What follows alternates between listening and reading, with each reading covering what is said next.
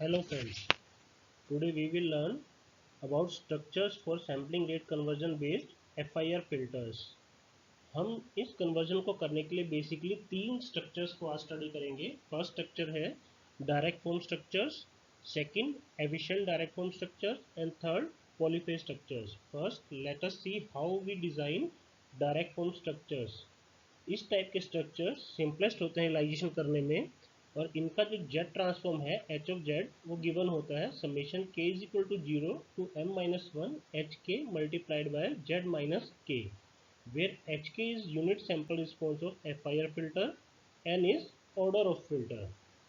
हम चेक कर सकते हैं, और हमने अपने लास्ट लेक्चर में भी स्टडी किया था कि जब भी हम I/D फैक्टर से अपना सैम्पलिंग रेट कन्वर्जन करते हैं तो हमें फर्स्ट अप सैम्पलर की रिक्वायरमेंट होगी, देन हमें लो पास फिल्टर की रिक्वायरमेंट होगी, एंड लास्ट हम डाउन सैम्पलर को इंट्रोड्यूस करते हैं। तो अगर हमारे पास इनपुट xn की फ्रीक्वेंसी fx है तो हमारी अप सैम्पलर की आउटपुट जो होगी that is I of F x. मतलब कि हमें इनपुट को अप सैम्पलर कन्वर्ट करने के बाद हमें कंप्यूटर की एक कन्वर्जन रेट चाहिए होगा। ये कन्वर्जन रेट जो हमारे पास होना चाहिए that is I into F x.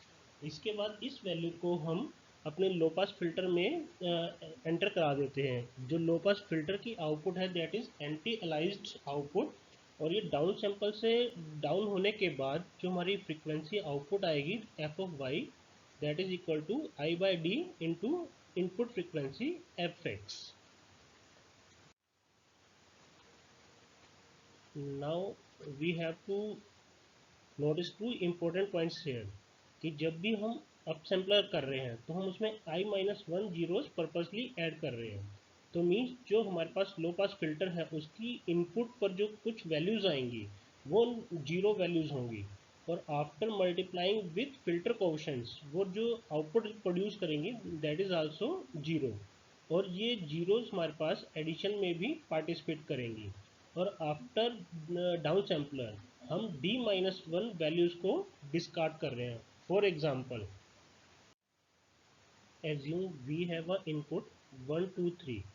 After up sampler suppose I की वैल्यू हम यहाँ पे 2 ले रहे हैं तो हम इसमें 2 माइनस 1 जीरोस इनके बीच में ऐड कर देंगे। तो हमारी अप सैम्पलर के बाद जो आउटपुट आएगी दैट इज़ 1 0 2 0 3। और सपोज हमारे जो फिल्टर कोएफिशिएंट्स हैं उन सबकी वैल्यू 1 है, तो हमारे पास फर्स्ट ब्रांच में मल्टीप्लिकेशन होगी 1 into 1 is equal to 1, second branch में 0 into 1 is equal to 0, third branch में 2 into 1 is equal to 2, then 0 into 1 is equal to 0 and 3 into 1 is equal to 3। और अब इन सब आउटपुट वैल्यूज़ को जब हम एडअप करते हैं तो हमारी आउटपुट आनी चाहिए 6। बट यहाँ पर हम चेक कर सकते हैं कि हमारे पास कुछ नॉन जीरो वैल्यूज़ भी एडिशन का पार्ट है।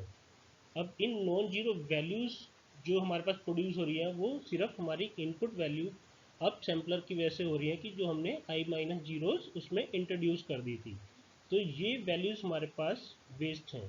अब इनकी वजह से जो डायरेक्ट फॉर्म रियलाइजेशन है वो हमारे पास एफिशिएंट वे ऑफ रियलाइजेशन नहीं है। इससे हमें ज़्यादा मल्टीप्लिकेशन और ज़्यादा एडिशंस करनी पड़ती हैं। तो इसके लिए हमें कोई ना कोई एफिशिएंट स्ट्रक्चर डिज़ाइन करना होता है। To reduce the number of multiplication and additions, we require some efficient manner of designing or developing our filter structures. First way of designing this efficient decimator structure is जिसमें कि हमारे पास input एक higher frequency के ऊपर operate कर रही है then y of m। इसके लिए हम क्या कर सकते हैं कि हम जो हमारा लो पास फिल्टर स्ट्रक्चर गिवन है उसी के अंदर हम अपने डेसीमेटर ब्लॉक्स को इंट्रोड्यूस कर दें। यहाँ पर हम चेक कर सकते हैं कि हमने हर एक ब्रांच में लो पास फिल्टर के अपने डेसीमेटर को इंट्रोड्यूस कर दिया। इससे हमारे पास सिर्फ अब वही ब्रांचेस हमारे पास मल्टीप्लिकेशन और एडिशन में पार्टिसिपेट करेंगी जिनकी हमारे पास नॉन जीरो वैल्यू अवेलेबल होगी, और इससे हमारा जो स्ट्रक्चर है वो एफिशिएंट स्ट्रक्चर में कन्वर्ट हो जाएगा। सेकंड हम चेक कर सकते हैं कि कैसे हम अपने इंटरपोलेटर को एफिशिएंट स्ट्रक्चर में कन्वर्ट कर सकें। इसके लिए हमें एक इंटरपोलेटर स्ट्रक्चर चाहिए होगा, और इस इंटरपोलेटर स्ट्रक्चर में भी हम चेक कर सकते हैं कि हम जितने भी इंटरपोलेटर ब्लॉक्स हैं वो हम लो पास फिल्टर के अंदर ही इंट्रोड्यूस कर दें। तो दोनों स्ट्रक्चर में एफिशिएंट बनाने के लिए हम डेसीमेटर को भी और इंटरपोलेटर को भी अपने लो पास फिल्टर के अंदर ही इंट्रोड्यूस कर देते हैं। इससे हमारे पास जो नंबर ऑफ मल्टीप्लिकेशन और एडिशन होगी वो काफ़ी रिड्यूस हो जाएंगी और हमारी स्पीड ऑफ कंप्यूटेशन इंक्रीज हो जाएगी। Now, third most important filter realization is polyphase filter realization. In this type of filter realization, basically we achieve high computational efficiency by reducing the large filter of length m into a smaller set of filters of length k is equal to m by I, where m is selected to be multiple of m. हम polyphase filter realization में एक large filter को smaller filters में divide कर देते हैं और smaller filter की जो लेंथ होनी चाहिए k that is equal to m by I. Since the upsampling process insert I minus 1 zeros between successive values of xn, only k out of m input values stored in the FIR filter at any time are non-zero. Means कि we are inserting I minus zeros between successive values of xn. तो जो हमारी non zero values होंगी at any time filter की जो store होंगी वो काफी लिमिटेड होंगी। इन लिमिटेड वैल्यू को स्टोर करने के लिए हम एक स्मॉलर फिल्टर्स डिजाइन कर सकते हैं जिनको हम H0, HI, H2I+1, H2M-1 and so on right up कर सकते हैं। यहाँ से हम एब्जॉर्व कर सकते हैं कि हमने एक smaller set of filter design कर लिया है जिन्हें कि हम पॉलीफेज फिल्टर्स कहते हैं, जिसका सैंपल रिस्पॉन्स क्या होना चाहिए, pkn is equal to hk plus ni, where k is equal to 0, 1, 2 till I minus 1 and n is equal to 0, 1, 2 till k minus 1, where k is equal to m by I. M is order of our filter and I is interpolation factor. Now after this we can arrange this I polyphase filter in a parallel realization. हम इन I polyphase filters को अब एक पैरेललाइजेशन के अंदर arrange कर सकते हैं। इस पैरेललाइजेशन में हम चेक कर सकते हैं कि जितने भी पॉलीफेज फिल्टर हैं, smaller filter structures P0n, P1n, P2n and last Pkn, इन सबको हम पैरेललाइजेशन में एडअप कर रहे हैं और इनको हम वन बाय वन आउटपुट के साथ कनेक्ट कर रहे हैं। और इसका जो आउटपुट का कनेक्शन रेट है कम्यूटेटर का वो क्या होना चाहिए, that is equal to I into F X, interpolation factor multiplied by input frequency, और जो हमारी आउटपुट आएगी that is F Y is equal to I into F X. जैसा कि हमारा ट्रांसफर फंक्शन जो पॉलीफेज फिल्टर का होगा उसकी आउटपुट जो हमारे पास आएगी that is summation I is equal to 0 to m minus 1 z minus I multiplied by P I Z power minus m, where PIZ is our polyphase filters. ये PIZ हमारे polyphase filters होंगे और इनकी value जो हमें given होगी वो हमें किसके थ्रू गिवन होगी, इस PIZ कंपोनेंट के थ्रू, जिसकी वैल्यू हमारे पास होगी summation n is equal to minus infinity to infinity HNM plus I multiplied by Z power minus n। इस पॉलीफेज फिल्टर के थ्रू हम अपना जो फिल्टर का ट्रांसफर फंक्शन है उसको रियलाइज कर सकते हैं by multiplying it with z power minus I, और जो हमारी I की वैल्यूज होंगी that is from 0 to m minus 1। Now look at this example. यहाँ पर जो हम m ले रहे हैं वो उसकी वैल्यू 3 ले रहे हैं, मींस जो फिल्टर ऑर्डर है हमारे पास 3 होना चाहिए। इसके अकॉर्डिंगली हम 3 पॉलीफेज फिल्टर डिजाइन कर रहे हैं, P0, P1 एंड P2। तो ऑर्डर हमारे पास कहाँ से कहाँ तक हो गया, हमारे पास ऑर्डर है 3 और हमारे पास m की जो वैल्यू होगी वो 0 से 2 तक होनी चाहिए। यहाँ देख सकते हैं कि हम जो फिल्टर की आउटपुट है yz वो क्या होनी चाहिए, that is transfer function multiplied by input value.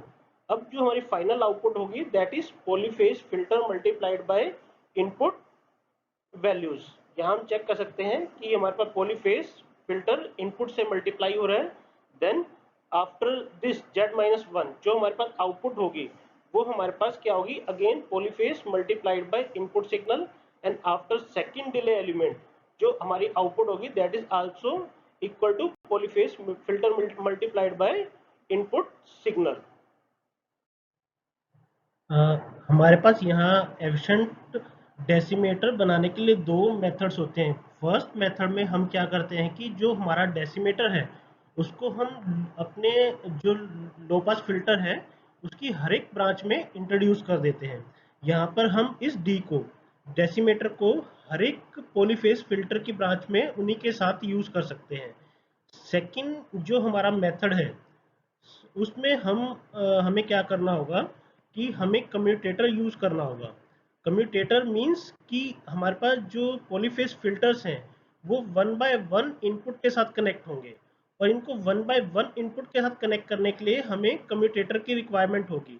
और इस कम्यूटेटर का जो हमारे पास चेंज ऑफ रेट होगा कि किस रेट पे इस कम्यूटेटर को चेंज करना है, that will depend upon the input frequency rate. जो भी हमारे पास इनपुट की फ्रीक्वेंसी होगी उसी रेट पर हम इस कम्यूटेटर को one by one polyphase filter के साथ में कनेक्ट करेंगे। और इसका आउटकम हमारे पास क्या आएगा, जो हमारी आउटपुट फ्रीक्वेंसी होगी now that is down sampled by a factor D, means F of Y now should be equal to F of X divided by D. Second interpolator को एफिशिएंट बनाने के लिए हमें क्या करना होगा कि सेम मेथड जो हमने डेसीमीटर के लिए यूज़ किया था कि हम यहाँ पे इंटरपोलेटर में भी इंटरपोलेटर को भी अपने हर एक ब्रांच में इंट्रोड्यूस कर सकते हैं। जैसा कि हम यहाँ चेक कर सकते हैं कि हमने हर एक पॉलीफेज फिल्टर के साथ में इंटरपोलेटर को इंट्रोड्यूस कर दिया। इसके थ्रू हमारे पास क्या होगा, जो नॉन जीरो वैल्यूज़ हैं सिर्फ वही हमारे पास मल्टीप्लिकेशन और एडिशन में पार्टिसिपेट करेंगी, अदरवाइज जो जीरो वैल्यूज़ हैं वो पॉलीफेज फिल्टर्स हमारे पास एडिशन और मल्टीप्लिकेशन में पार्टिसिपेट नहीं करेंगे, और जो हमारी कंप्यूटेशनल पावर होगी वो काफ़ी अच्छी होगी, हमारे पास काफ़ी हमारे पास मल्टीप्लिकेशन और एडिशंस रिड्यूस हो जाएंगी। सेकंड हमारे पास मेथड क्या था, सेकंड मेथड में हम यहाँ पर कम्यूटेटर यूज़ कर सकते हैं।